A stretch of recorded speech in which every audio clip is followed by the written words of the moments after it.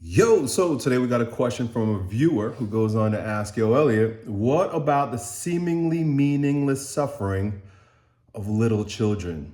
Could you make a video about the mystery of suffering? I can understand the story of Job, where suffering ultimately leads to a deepening lesson or a purpose. But I struggle to understand the useless suffering of innocent children. How can such suffering fit into God's plan? And why would a loving God allow it? Great question, fair question. And I'll begin by letting you know that my mother was a hospice nurse as I was growing up. So as a kid, my mom would come home from work after dealing with dying children. In fact, she was a hospice nurse at a hospital for dying children. So in other words, she only dealt with children that had less than 6 months to live. And it was her job to make their lives comfortable and to care for them until they died. So I remember a lot of times my mom would come home like upset after a night of work because maybe a child that she worked with, cared for beyond 6 months, they didn't always die right away. Maybe my mom developed a connection with one of these children, 3, 4, 5 years, and then eventually the child dies. In fact, every single relationship with one of these children that my mother developed was on a short timeline. She knew at some point they were going to die. And she would often take pictures of these children because she sort of like fell in love with them. She had her own children, but she had a really soft heart towards these children.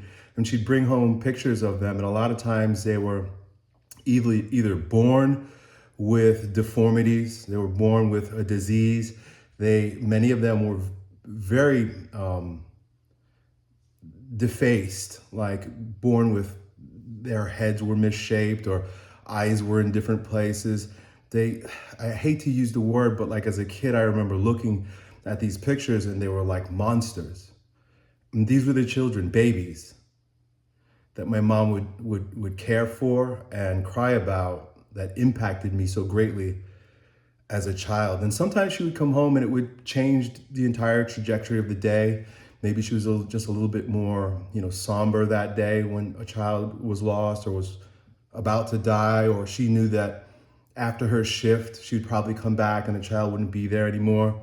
And it affected us. It affected our hearts. It also affected my friends. I remember my house was on the way to school, and often like the kids would stop at my house and then go to school afterwards. And sometimes like if my mom had a really tough night dealing with maybe the loss or the loss of or a child getting sick, my friends would come over to the house and she would explain what happened.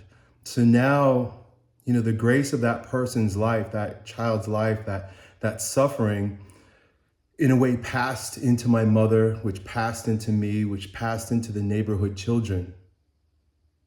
And so although we were not there and we didn't know the child, there would always be like a little bit of sadness because my mom carried that into the house and we all experienced it.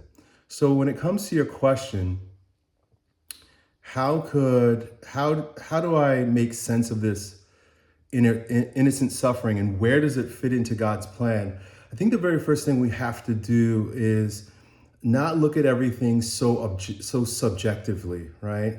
Like if we are in the subjective experience of a loss, it is nothing but pain. And because of our limited view, right? Like we're in the third dimension, living on this planet, we're sort of stuck in a way in time and space. And science has shown us that time and space don't actually exist, but it's our perspective of it that really impacts us.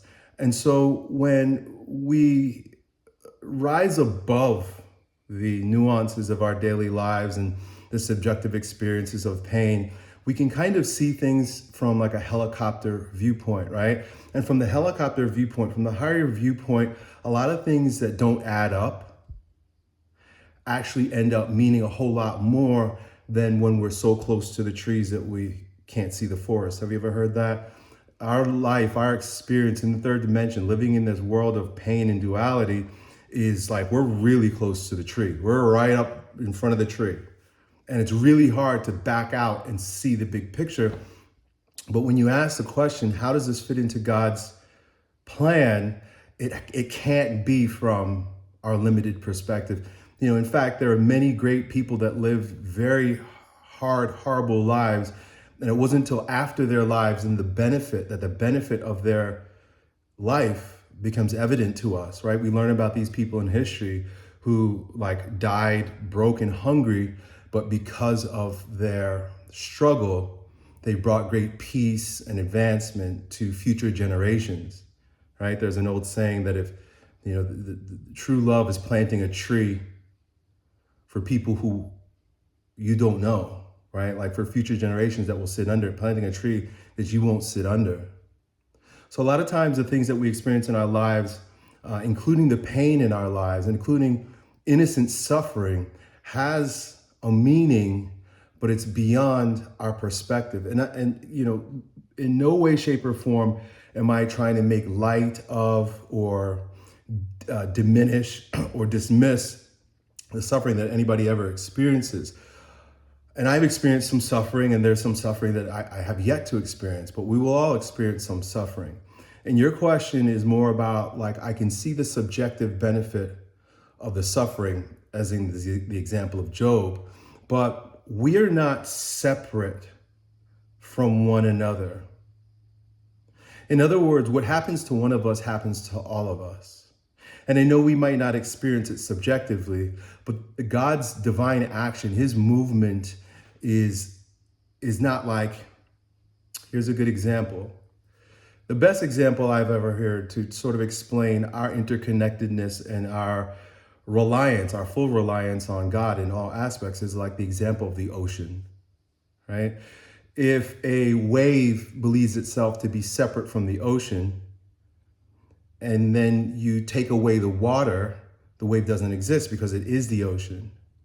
And for one wave to say, hey, the water in my wave is better or more important or is diminished by the wave that's God expressing itself or the ocean expressing itself elsewhere or somehow different and isolated is an error of thought. We are all waves of the same ocean. Whatever's happening in the ocean is happening through the waves. We are the earth peopling in the same way that the ocean waves.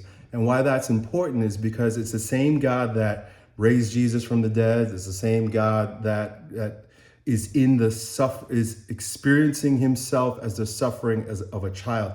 We're all God expressing himself. Just like every wave is the ocean expressing itself. And in that oneness, we can begin to, number one, see our lives less as a subjective experience and more of a transcendent experience, transcending our ego, transcending our preferences, transcending our hopes, fears, and dreams. God vision is above all of that. And so I can't answer your question as it relates to the suffering of a particular child or a particular circumstance, but I can offer you a perspective that is transcendent, that is eternal, that is above and beyond the minutia and the pains of our individual experiences. Does that take away the suffering of another, especially of a child? No. But what it does is it puts it into a greater perspective. And it's not just these small suffering children that, when given the opportunity to see life from the helicopter viewpoint, that brings peace into our lives, but it also brings peace into our lives with our own suffering and the suffering of the people around us. Being abandoned to divine providence means trusting that these experiences, although beyond my human limited understanding, are for the glory of God. So for example, these children that my mother cared for, that suffered, many of them, some of them of whom came from abusive homes. A lot of the children were there because someone hurt them, which is all the more worse. But the experiences of these children touched the heart of the women that were working with them, the nurses, my mother. And in a way, transformed all of our lives. a nameless child that I don't remember that impacted my mom's heart to such a profound degree, you could say has led to all four of my mom's children working in the helping professions. Because of my mom's compassion and because of her pain, and because we were her children, we wanted to see her happy, I could venture to say that my brother, who's a social worker, chose that because of my mother. He works with hurting people, drug addicted people, people who are, poor. My sister, she's a nurse, and she does exactly what my mom does or did with helping people transition. My sister is there to help people die. That's her profession. As a nurse, she's a hospice type nurse that guides and heals and supports people on their way out. My other brother, the third of my siblings, he's a teacher and he teaches small children. He's a teacher in an elementary school and he teaches music. And of course, you see me doing the work that I do here, which is a mentor and a guide and a voice of reason for young men. All four of my mom's children took the inspiration from her pain that she experienced by dealing with these children to then go out and to create more joy, more peace, more patience, more healing for the world at large. So did those children die in vain? From the subjective experience? Maybe, if you choose that perspective. Or was it because of those children that I was inspired so much to be of value and to be of support and to help others that I'm even making this video, that you even know me, that you can even answer this question, that my channel even exists? You could say that. And in many ways, you wouldn't be wrong.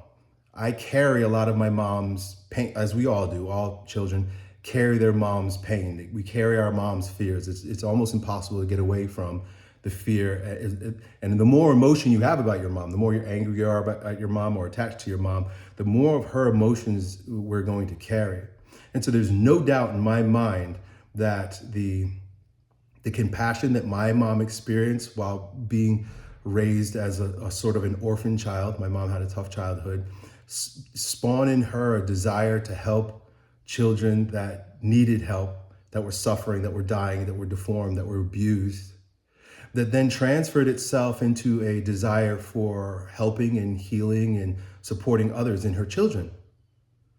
Could we take that perspective that the suffering of those children were not meaningless at all, but that in God's great plan, those children created a very powerful movement in the hearts of the people that experienced them during their short period of time? So my friend, the answer that I offer you here is more of a perspective, and it's one that I proposed in many videos in the past, but I bring it about here once again.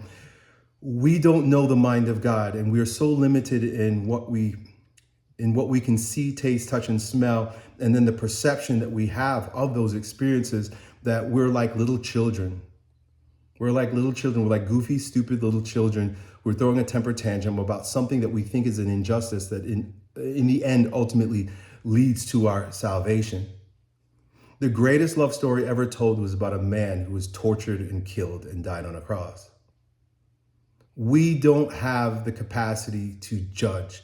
This is what the fall in the garden was all about. Satan suggested that you will have the mind of God. And that comes with a level of maturity and responsibility that maybe we weren't ready for. Maybe God's admonishment to stay away from the tree of the knowledge of good and evil wasn't so much about stopping us from expanding our awareness, but protecting us from a level of awareness that leads us into, just like the serpent suggested, having the mind of God, but then judging God's actions based on our limited human perspective. God is good all the time. And for those who have faith, those who can see things that the eyes don't see, are those that are really transcending the physical limitations and the pains associated with the third dimension and living from the Christ mind, the mind of God. Hope that helps. Talk soon. Done.